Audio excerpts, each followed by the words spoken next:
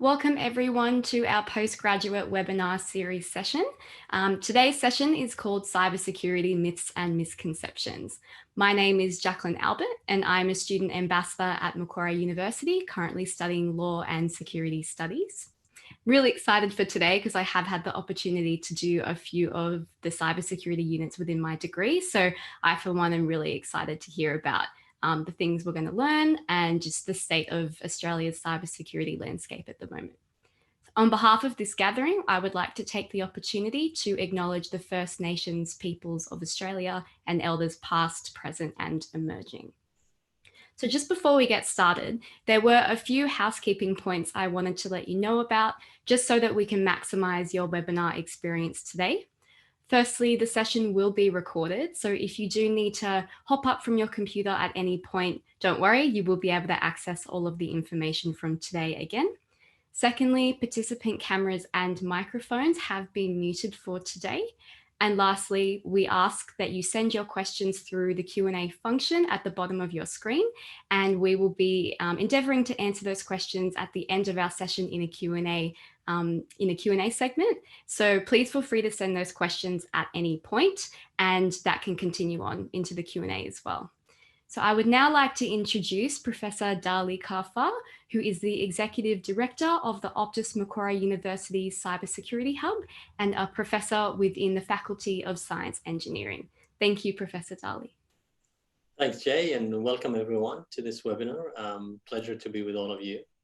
I'm Dali Kafar. I'm a professor of privacy enhancing technologies or privacy preserving technologies. It depends on how you're looking at it, at the Faculty of Science Engineering in the Department of Computing here at Macquarie University. And I'm also looking after the Optus Macquarie University Cybersecurity Hub as its executive director. Wonderful. Thank you so much. So we do have a few questions for you today, and these are just to address Australia's cybersecurity landscape, the work that we're doing within government and within the public and private sectors. So the first one I did have for you was surrounding the information that people often receive about cybersecurity.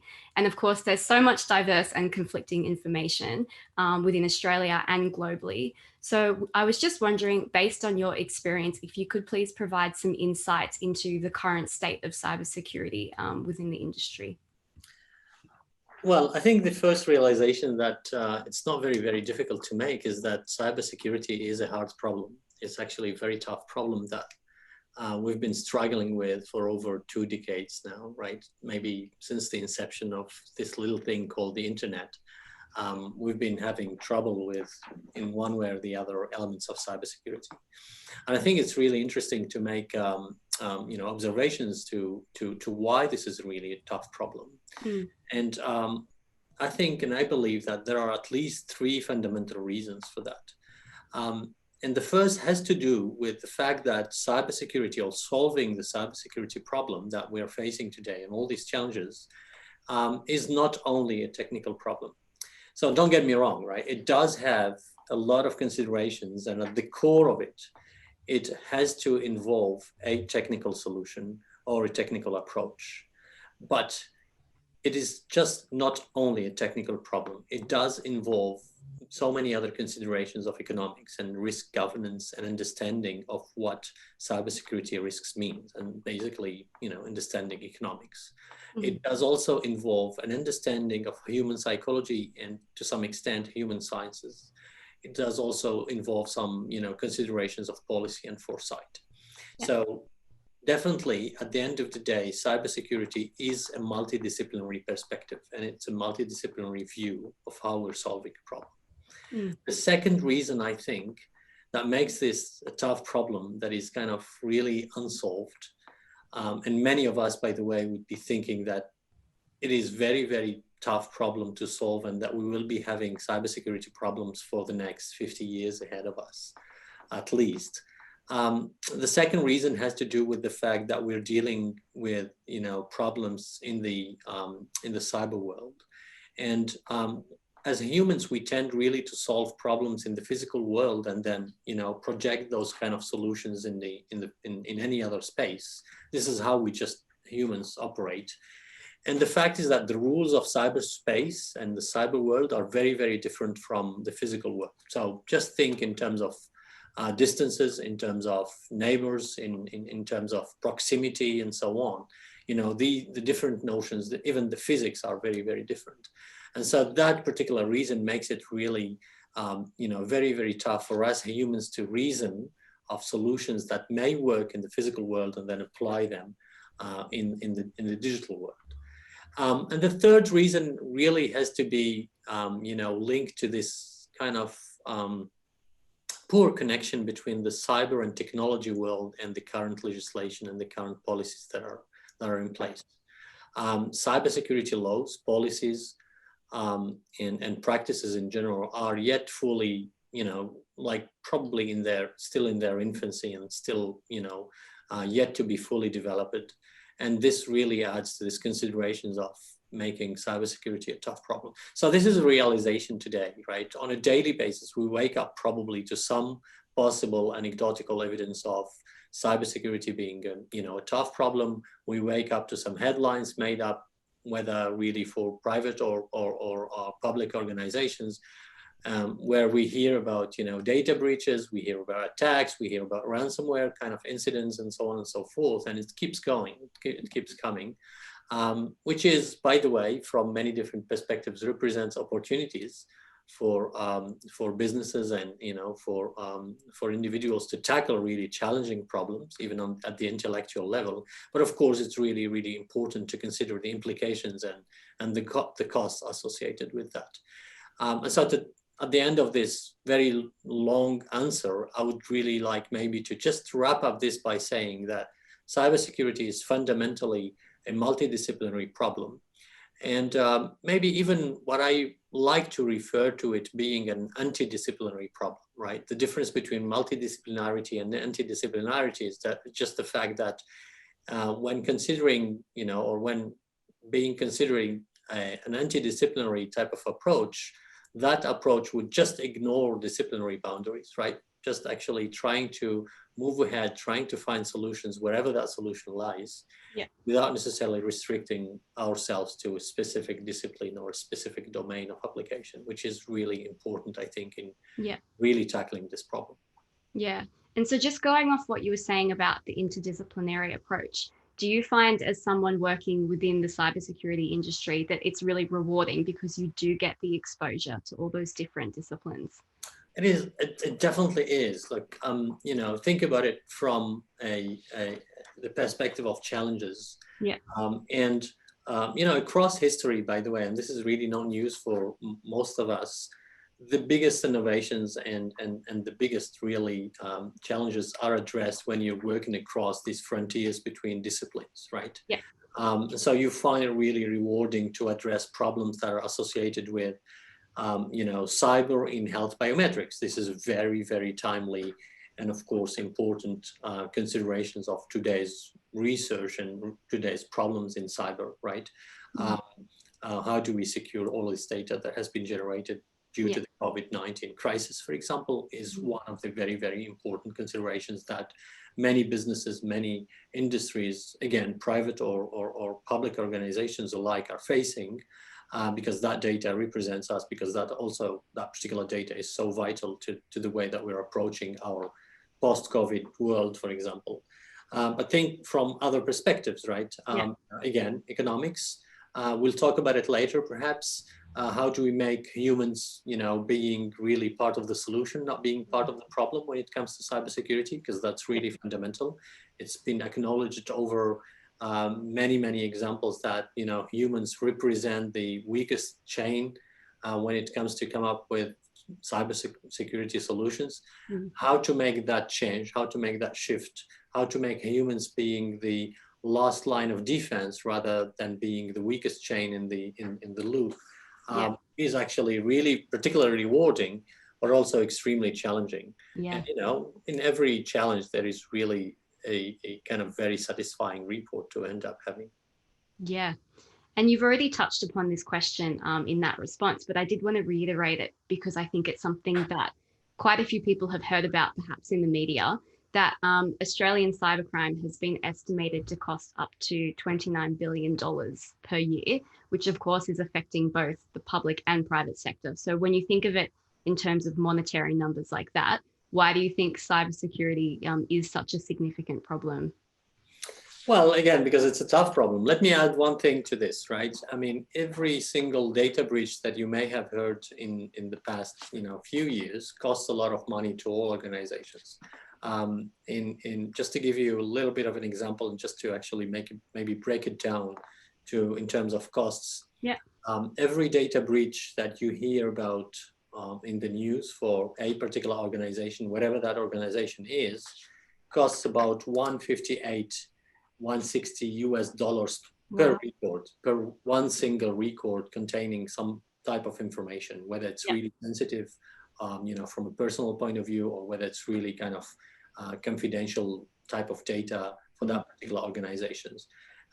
So, healthcare is amongst the biggest organizations that are really, where sort of data breach costs a lot of money. Education is actually another one. Financial services, of course, et cetera, et cetera.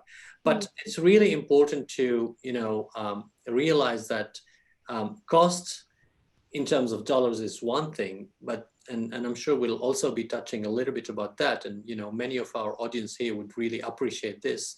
The implications of cybersecurity incidents and the implications of attacks as they happen on different organizations are not only to be attached to the dollar value, whether it's really because of legal considerations or because of the loss of some particular data, but it's mainly also reputation type of considerations and elements of that cost that is involved. But here's another one, which is, I think, really very, very striking. And every time I really refer or talk to colleagues and students and partners about considerations of data security, I really bring this one particular shocking number to the debate. 23% is the amount of customer churn after each data breach in any organization. Wow. Let me tell you, that is actually a huge number when you're thinking in terms of trust between customers and organizations.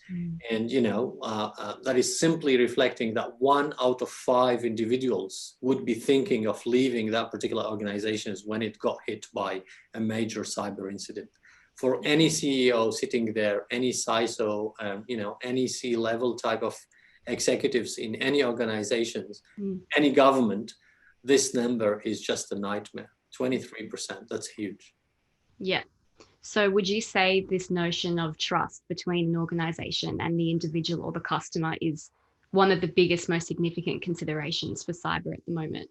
Oh yeah, without any doubt. To the point that I think today, and again, we probably are seeing this on a very, very regular basis, on a daily basis, organizations, tech giants are competing to bring considerations of cyber, data security, data privacy as part of their key differentiator, as part of the main points that they, claim to be offering to their customers. Who who amongst us here would be really comfortable, for example,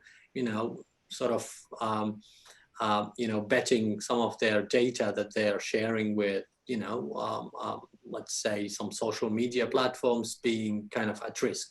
No one, obviously. Who amongst us here is kind of potentially comfortable with the idea that their data, their health-related data, might be, hacked and perhaps sitting somewhere out there, and emails, anything really that is related to the world where we live today, which is this notion of digital economy we live in. We live in a digital society. That's kind of obvious. I think every single activity that we have today on a daily basis had in one way or the other to do with digital, with the internet. So we rightfully should be considering this consideration of should be considering this element of trust in the way that we're engaging our data with external organizations. Now, let me maybe expand a little bit about what does that really mean in practice, and what does that really mean for us that are interested in cybersecurity being, for example, part of our interest and our expertise. I think in today's, when we're referring to cybersecurity, I like to refer to it mostly as a notion of enabling this notion of explicit trust in the digital economy. Let me briefly talk a little bit about that, because I think it's really important. Yeah, absolutely. I think we've been living, for maybe a decade or even more now, like a couple of decades, around this idea of enabling implicit trust in the way that we are approaching security. Security of our data, or security or confidentiality of our communications. And I think the best illustration for that sort of implicit trust is the way that we are trusting the encryption systems, for example, or we're trusting the cryptography protocols or the crypto systems that some of these systems are using. That's what I call implicit trust. And that's perfectly fine, right? It has actually its merits. I think no one here would really argue against the value that has been added by that much effort and research and resources that we spent as humanity in making sure that our systems are more secure and more confidential by building better cryptography, by building better crypto systems, and so on, right? I think we moved into a different stage now, with most of us really realizing how valuable their data is. We moved in an era where we really need to enable notions of explicit trust, where basically organizations using and collecting our data have to really provide us with guarantees that they are really enabling or provably making our data secure. They have to actually prove that we can put trust in the technology that they're offering us to use. We have to actually put an element of explicit trust in the systems that we are using. And we also have to empower individuals with, an element of transparency with how their data is being used. And this is what I'm calling enabling explicit trust in people. So in a nutshell, enabling explicit trust is what actually should be what cybersecurity should be about. Trust in data by delivering trustworthy data analytics and managing risks, for example, preventing digital frauds, whether it's really business organizations or any sort of data that, we're kind of using for taking decisions. That's really explicit trust in the data that is being used. Trust in the technology, for example, by building ethical cyber solutions, and we'll talk a little bit later, hopefully, about this notion of ethical AI. I think it's extremely important in today's digital economy, but also engaging with government, to build compliance when it comes to regulations of cybersecurity, and to make sure that the technical components, the technology, is really well understood by the policies, and it's actually not kind of disconnected. And then in a world where we're delivering packages using drones, and when we have potential IoT devices everywhere, when we have our homes being extremely well connected to the outside world with our smart homes and so on, we really have to make sure that we're enabling this notion of explicit trust in the systems. So we really have to provably build secure and resilient software. That software that is run and that is claimed to be secure has to be provably so. We have to be able to, make sure that the forensics that we run after each cyber incident brings us enough, enough reasons to make a traceability possible, to make accountability of where the attack is coming from. That notion of cyber attribution possible. So those are really very, very big, challenges facing the notion of trust. And finally, trust in people by improving cybersecurity related behavior, for example. And we can also talk a little bit about some particular examples here, but trust in people would essentially mean building usable secure systems, right? And perhaps the best illustration of that is what the financial industry or the banking industry sector is moving towards when it comes to authentication systems. I think on that particular component of authenticating these little devices to the banking and to the internet banking servers, we moved really in a very good direction when it comes to the way that we're authenticating ourselves now with the internet banking apps, for example. We're relying less and less on notions of authentication, which is a great thing. We all know that passwords-based authentications have big weaknesses that we witness on a regular basis. We all know that we're really not well in picking up very strong passwords. And even if you do pick a very good one, you're probably using that one and a little variation of that across 20 other websites and web services. I bet you only have 2 or 3 variants of that. If I find one, I'll probably be able to find your password to a bunch of other services. So that the authentication using passwords is definitely a failure. That actually is enabling a lot of cybersecurity weaknesses. And so the finding really alternatives to these authentications based on passwords, or what is called passwordless authentication systems, is really one way of putting trust in people by building usable authentication systems or usable alternative to password as an authentication system. Maybe it's the second factor authentication type of protocols. Yeah. It's not, because it's also kind of prone to weaknesses, and in some considerations we definitely shouldn't be allowing any sort of weaknesses in authentication systems, and banking sector is one of them. No one really wants to take that risk of having their bank account to be hacked into. Yeah. And would you say those 3 areas that you just touched upon are those areas that you're noticing from your experience are being increasingly taught to students studying cybersecurity? Without any question, I think first of all the data is at the center of every single thing, every move that we're making in today's in today digital society, right? Data is at very right, left, and everywhere in the way that we're dealing with our economy. So that notion of trustworthy data analytics is crucial, right? Later on, hopefully, also we'll talk a little bit about machine learning and AI, but extracting analytics and extracting insights, and making sure that we teach the right data science techniques to our people, so that they really know how to extract and how to build the right platforms for decisions and insights is crucial.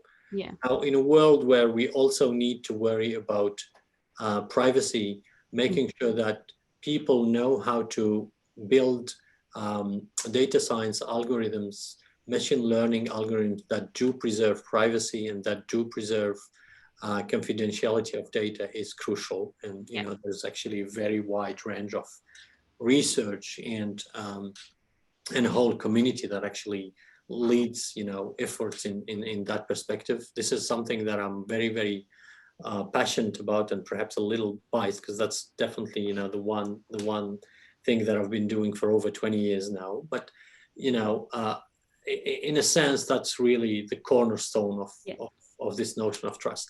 But then because you need really operations, and you need really to proceed this data, you have to make sure that you're building the right frameworks, ethical AI, for example, ethical machine learning, fairness, notion of fairness, notions of accountability, like I said, notion of traceability. These are really fundamental to a good understanding of what cybersecurity is, right? Yeah. So sometimes we really think about cybersecurity solutions as taking a machine learning algorithm and just apply a machine learning algorithm, let them run the magic, and then an anomaly will come up.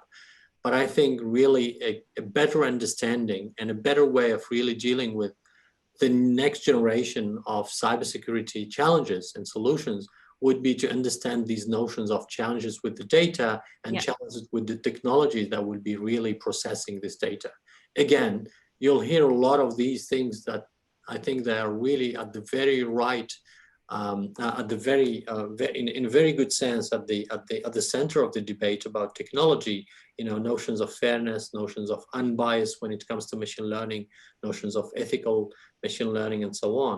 And these, I think, go hand in hand with the understanding of how to process and you know, operate with data.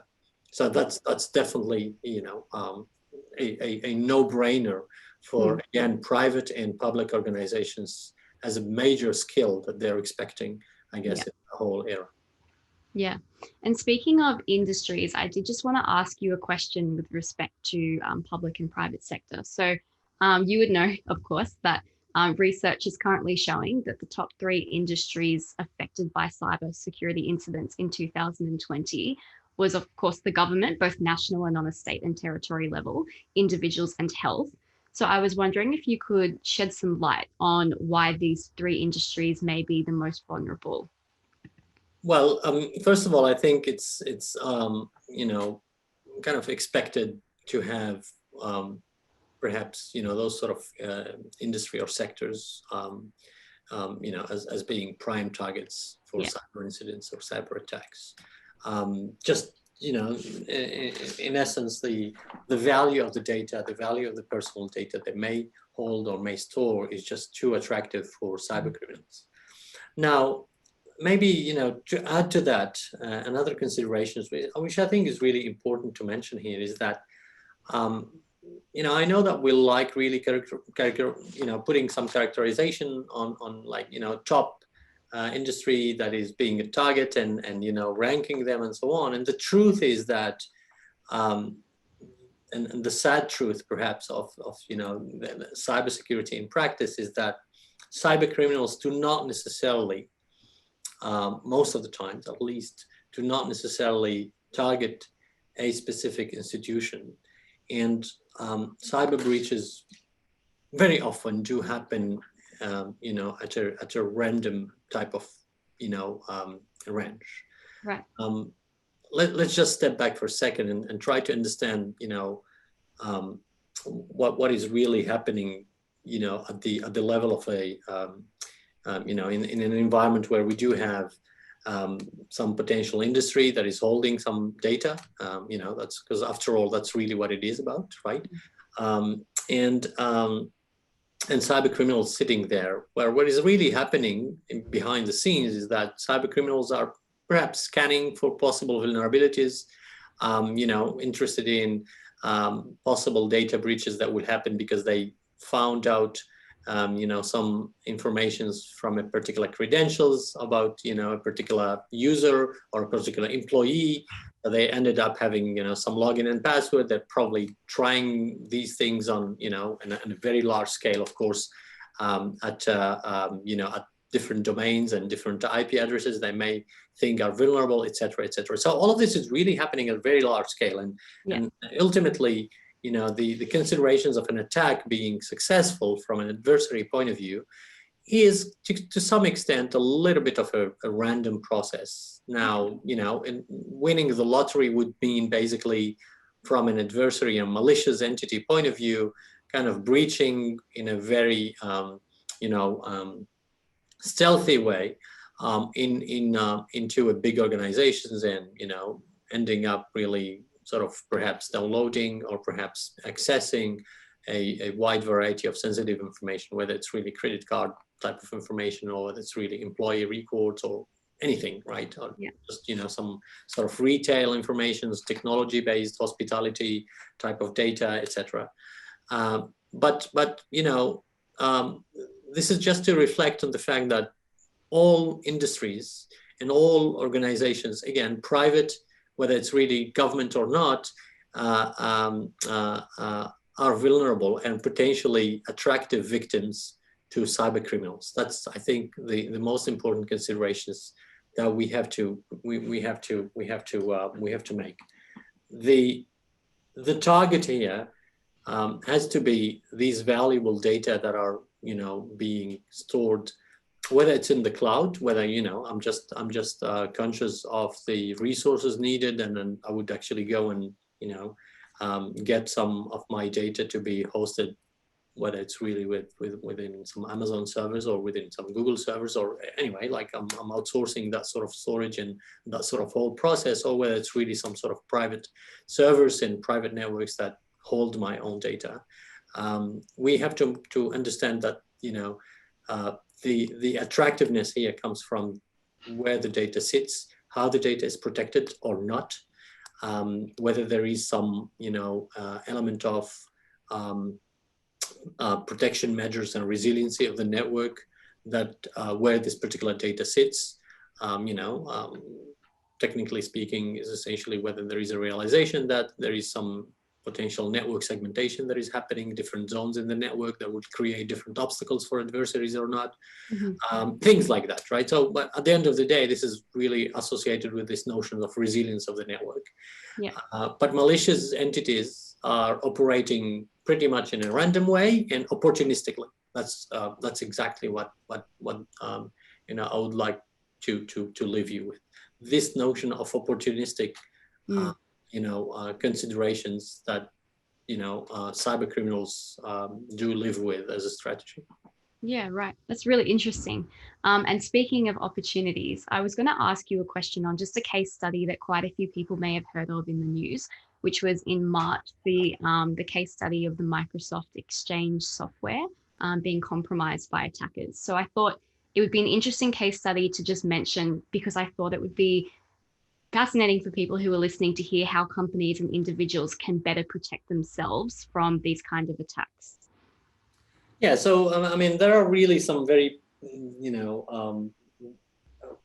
I really don't like really referring to basic rules, because I think every single one of us has probably understood that, and I can't really, I'm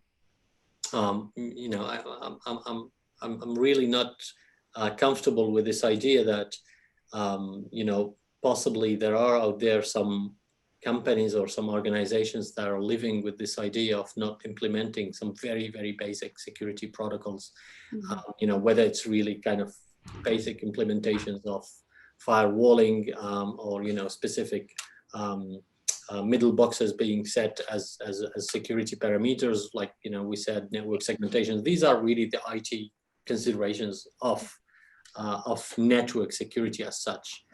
But the trouble is, and the challenge is, and this is really referring back to that very, very original statement that I was making to you earlier, Jay, about how tough the cybersecurity problem is. Yeah.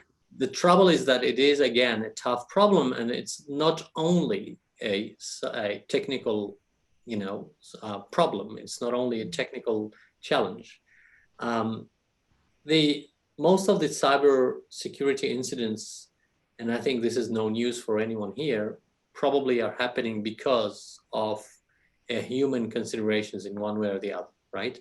It is a very well-known fact, right? We know that down there has been, a human that essentially, we do make mistakes. So, basically that happens.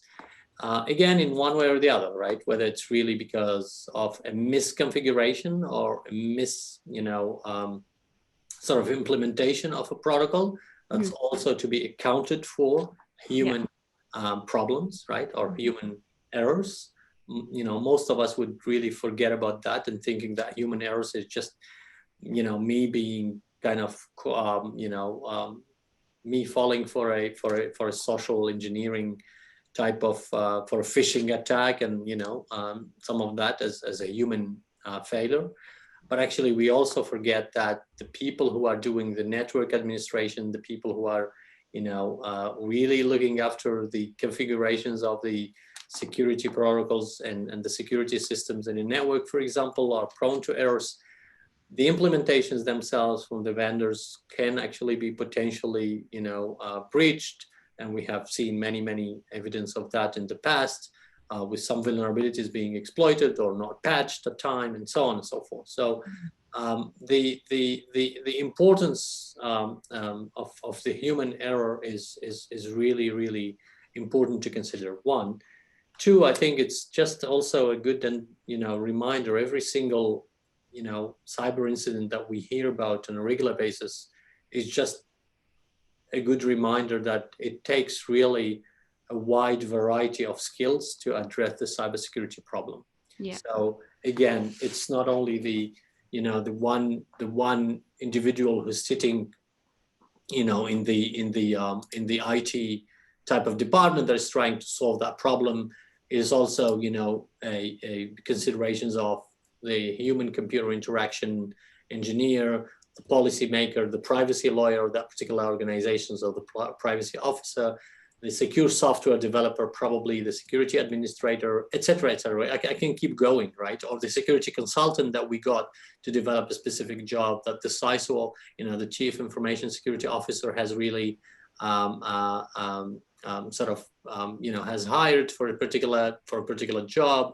Didn't necessarily consult with the network engineer.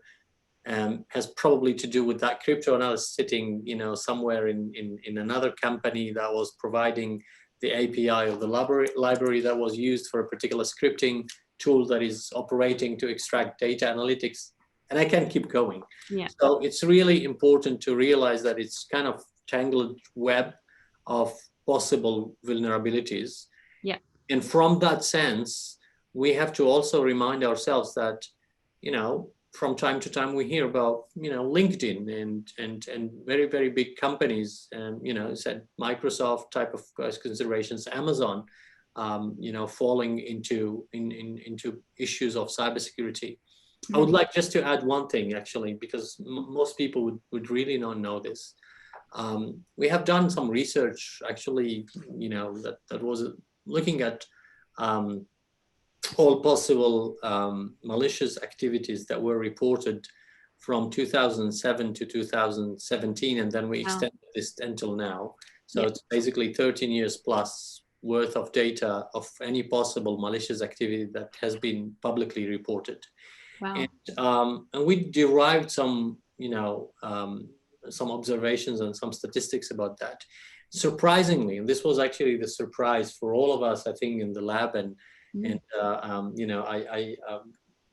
to the point that I think the researchers that were doing the job really did get and double and triple checked every single line that was trying to extract these statistics. Amazon was actually amongst the number one publicly revealed sort of malicious activities that are happening in these 13 years plus data. Wow. So Amazon servers that we trust every day with our data, as individuals, but also as enterprise networks and as public organizations, of course, they also are vulnerable and they're prone to attacks. And in fact, they're actually, earlier we're referring to attractive targets. They are the hot spot where cyber criminals would be looking for vulnerabilities, or would be looking for, possible breaches. Whether that breach is happening through, again, human errors, or human credentials being phished by cyber criminals, or because of technical vulnerability, is hard to say, but still, they are definitely by far the number one most vulnerable entity. But again, just to say that it actually is probably every single organization where there is an element of digital that is sitting there that is vulnerable. And as the saying goes, like the little very bad joke that cyber security experts have, it's just the idea of not knowing whether you will have a cyber incident or not. It's just the idea of when this will happen. I think it's very true. Yeah. I will just ask you one more question, because we do have quite a few Q&A questions coming through, which is amazing. Please keep sending them. And this one's just about, because you've been speaking of what people have been doing, what governments, organizations have been doing to tackle these challenges, how cybersecurity is a very complex challenge in itself, how it's interdisciplinary, and how we have this notion of trust. And so I think these are all really fascinating areas that I'm sure many people listening also find really interesting. And so I wanted to ask, as the digital landscape keeps evolving, how can future cybercrime fighters, if you want to call it, adapt to these new challenges and actually get involved in the cybersecurity industry, I should say? So I'd like maybe to answer this actually to talk a little bit about two fundamental problems I think are at least, big challenges that I can foresee for the next few, well, saying it's for the next few years is just a bit of an optimistic view. I think it's probably going to be sitting with us for another good 10 years at least. The problem of cyber attribution is a major and massive problem that we're facing on a daily basis. Just I'd like to make a very quick analogy between biological pandemic and a cyber pandemic, for example, right? And I'll explain why I'm making this analogy. I'll explain why it's really, I think, a very persistent threat in the cybersecurity environment, and why cyber attribution is really important. So biological pandemic, think COVID-19, 2.5 in terms of infection rate, as in, well, I don't know about the most recent numbers for the different variants that we're seeing these days, but, originally it was about 2 to, maybe 2 to 5 persons that you would be infecting if you're infected, right? That's an infection rate of 2.5, let's say. An infection rate in a cyber pandemic world where, potentially we would be having a cyber war, for example, Slammer, which is a particular malware, which is quite old now, doubles in size every 8.5 seconds. Another very well-known botnet, which was initiated by Code-Red malware, acquires 2,000 new hosts per minute. Okay, in terms of infection rates, just giving you an idea about this little analogy. In terms of infection preventions, we know that the best treatment would be perhaps vaccination, but since vaccinations might not be available for everyone, we would be dealing with infection best practices: quarantine, isolation, contact tracing, right? Infection preventions for a cyber pandemic would be real-time prevention. But best practices would be a continuous process of quarantine, sandboxing, micro-segmentations, as we talked earlier about, network segmentations and so on. Isolation, build these notions of zero trust networks, segregation of networks and so on. And tracing. Threat intelligence is a very key to any sort of tracing capability that we might have. Now, it's really important to realize that in any tracing, what you would like to do is really to understand where the particular attack is coming from. Now, if you don't have that cyber attribution, you have zero possibility for having any sort of efficient tracing and type of capability. So every day we hear about possible kind of nationwide type of attacks. We're not quite sure about the possible attributions. In fact, I talked to earlier about this huge data set that we have collected for over 13 years about malicious activities globally happening. We observed some really interesting cases there where we had some attacks that were launched from LA, for example, in California, US. We observed the packets going to Eastern Asia, in Beijing, doing a little bit of a detour in Shanghai, and then ending up being, sent to Washington, D.C. So we observed cases where, we had a little of a detour from US to Eastern Asia and then going back to US, but we observed all possible sort of combinations of really obfuscating these notions of cyber attacks, which makes this problem of cyber attribution extremely difficult to deal with. The second one I would like to talk very briefly about is this notion of, AI and considerations of data security and the security of AI. Okay, so far, we're really doing well with machine learning by applying machine learning techniques, which enables us to solve cybersecurity problems. This is really the good use of AI and the machine learning. Now, the problem is that this has been also used and is currently being misused by adversaries as well to turn, the possibility of detecting abnormal connections or abnormal traffic, and obfuscating that possible, patterns that we would be detecting to say that something is malicious or not into something legitimate. So AI is being misused to kind of confuse the defense systems, making a way of, putting an end to that kind of endless game between adversaries and defense is a fundamental problem that defense, for example, is extremely, here at least in Australia and in US, defense and Department of Defense is really, really keen on and investing pretty much very, very heavily into it. We do actually collaborate and partner with Department of Defense here in Australia in making sure that models that are built by machine learning are provably secure and provably private. So they've not been really stolen, or they're not really prone to be stolen, or not prone to be changed or altered, or compromised, etc.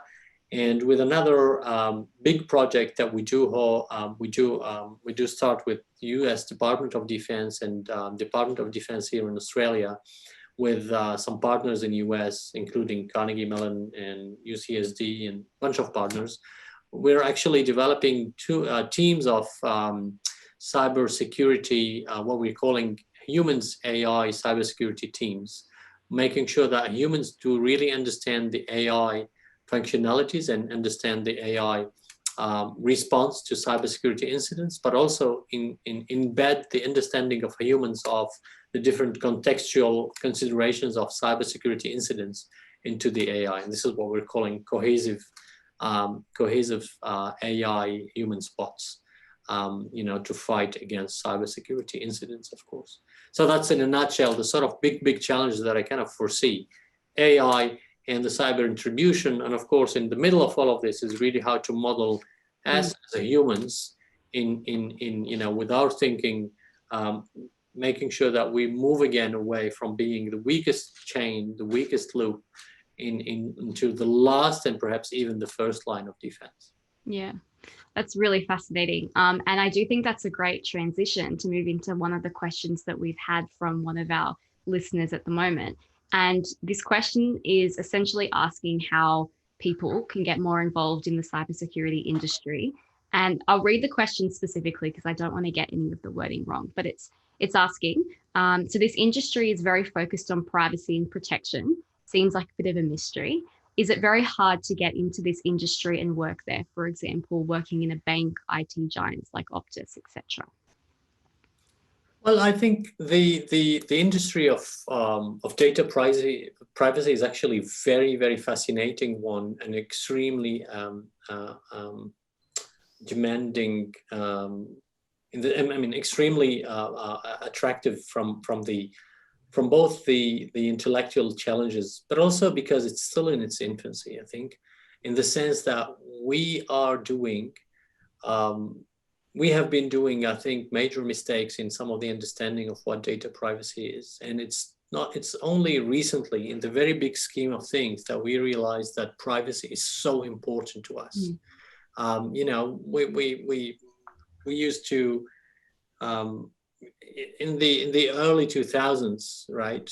Some people actually might not really recall this here, or maybe too young to recall this bit, but we have been told that privacy is gone and that we probably shouldn't be, worried about it, because if we have nothing to hide, we shouldn't be worried about privacy. That's actually one CEO of Google who told us this, I think, back in 2009 or something like that. And now you could see easily how these tech companies are really competing to offer much better privacy guarantees to all their customers. And not only them, but by legislation, we really have to make sure that data privacy is at the very, the very center and very fundamental to every single thing that we do with data today. Banking is obviously, part of this with internet banking in Australia, but also others will have actually open banking with privacy as a big consideration of it, open telcos, open energy, you name it, right? Privacy is really left, right, center in the whole conversation about data. And we as customers and as users and end users of many different platforms realize now that we're not giving away our privacy for a few little things, that might be very short term. And so, these companies are understanding that it's really a business opportunity now to make sure that privacy is at the heart of their business. So careers are there, offers are there. I've never seen the area of data privacy and privacy preservation as open and as productive as currently, with so many different problems and challenges ranging from considerations of differential privacy and the notion of provable privacy, of course, to the ways of applying cryptography and applying, Intel just today has released a huge library that implements homomorphic encryption as a way of really making sure that you have a confidential data being processed in an encrypted world and so on. So really some good news coming even from the big companies. And again, the same comes from this perspective of machine learning, where you really need to protect your data while you're learning and you're training your models, etc. So there is also that huge intersect between privacy and cybersecurity in the very classic sense of thinking about security, right? When I mentioned earlier, defense really interested in making sure that the machine learning models are not stolen and are resilient against possible hackers trying to reconstruct data and so on. Well, guess what? The privacy solutions or the privacy technology actually is really coming to the rescue of these cybersecurity problems here. And I find this fascinating that now we're really kind of working on that very nice intersect between security and privacy, and again, this shows another facet of multidisciplinarity of cybersecurity problems. And that flows on really well to a question that we've been getting about preparing students for these challenges and making sure that they do have that interdisciplinary approach. And a question we've had is to do with postgraduate courses. And students are wondering, would a course such as Macquarie's Master of Cybersecurity Analysis or our Master of Information Technology with Cybersecurity prepare you for these challenges and how to tackle them? Absolutely. At the heart of the courseworks and the courses that we do have in cybersecurity, this notion of multidisciplinarity is really left, right, and center. I'm actually personally involved in a wide variety of those and insisting on these notions of multidisciplinarity, antidisciplinarity, not only in the technology that we're teaching, but also in the applications and the motivations of the technology that we're teaching. We're trying really to make sure that, part of that learning involves the considerations of the applications and where the different use cases that are really very, very relevant to these, interdisciplinary perspectives are embedded and really taught in those courses. Wonderful. And within those courses, do you find that the practical element is really helpful in actually preparing students to go out and tackle these challenges in the workforce?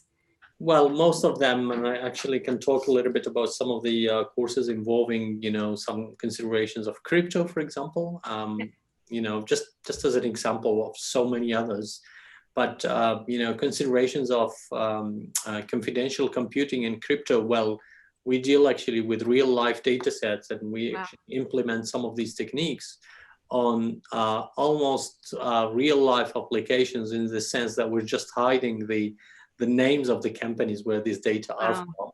But believe me, it's actually quite easy to kind of relate that to what exact company is concerned with those data sets. But yeah, it is definitely real life applications. And use cases are the ones coming from the real world. That's amazing that they get to engage in that kind of work whilst they're studying and researching. Yeah, that's incredible. Well, cybersecurity has never been as, more realistic than ever. If you're actually thinking collecting network traces, Yeah.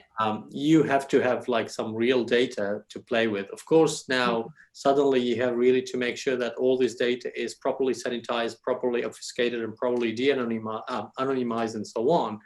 And that actually puts you in front of another considerations of possible cybersecurity problems, which is how a data analyst actually can really operate, extract information and insights without violating privacy regulation, for example. So that's another angle and another facet of this. Yeah, definitely. I did have another question just come through, which was relating to what you were saying before with your analogy between COVID-19 and vaccinations. And that's, do you believe the QR code system for COVID-19 checking is making us more vulnerable to be hacked? Well, look, I think the considerations of privacy and the data that is being collected, this is a big debate. And, for many of the people who are here, some of them might actually know that I've been really at the forefront of that debate when the contact tracing technology was starting to be developed in here in Australia, and we wrote actually a piece of research about the Trace Together app and the privacy considerations of that. That was, that actually was brought to the Prime Minister when discussing the conversations about privacy of tracing technologies and so on. It is a big debate, right? There's an element of conversations about which approach should be taken, decentralized, distributed or not, versus centralized and well-protected ones. Pros and cons, really. There are actually so many different trade-offs that I think would be really, interesting to cover. Yeah. But in just 10 seconds, sometimes really adopting a centralized approach has possible advantages that a decentralized one doesn't from a security and privacy point of view. In this case, a QR code being really centralized and well-maintained and well-protected might be a better option than a possibly distributed approach that would be, possibly more vulnerable to attacks from outside. Yeah. Really interesting answer. We did have time for just one more question. And this one here is to do with employers for cybersecurity students. And the question is, what companies are the biggest employers for graduates from Macquarie's cybersecurity degrees? Look, this is actually a very good question because the answer to that would be really that, most of my time as an executive director of the Cybersecurity Hub, I'm really, going and having these nice and gentle fights with some of our partners because we're competing with some of our dear partners, when it comes to really keeping some of our best researchers and postdocs and PhD students closer to us while they really are trying to get them to work with them as well. Many of them, right? Defense, Oracle, Optus, so many different, possibilities of industries, government, Microsoft. We mentioned Microsoft, Google. The academic world as well, of course. Just to mention a few, but. Look, the cyber world is actually really so active that, of course, there is a competition for keeping the best talent in place, and that's actually what we strive for. Of course, with our partners, we work together, so it's perfectly fine to have research happening here or with our partners, but there's a little competition there that is happening. Yeah. Well, unfortunately, that's all the time we do have for our Q&A function today. I did just want to thank you, Dali, for your insights, your wisdom, and all of your experience. I'm sure many of you watching were able to get plenty of things out of today because I myself found this really interesting.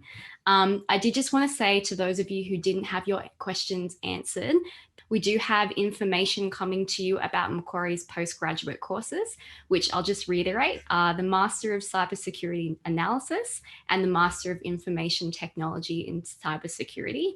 This information will be sent to you very, very soon. Both are available to start as early as session 2 in July, and applications will be closing on the 9th of July. So please do feel free to check those out. With that, that's all from us today. Thank you very much for coming along. We really appreciate having you, and we look forward to seeing you sometime soon. Thank you, everyone.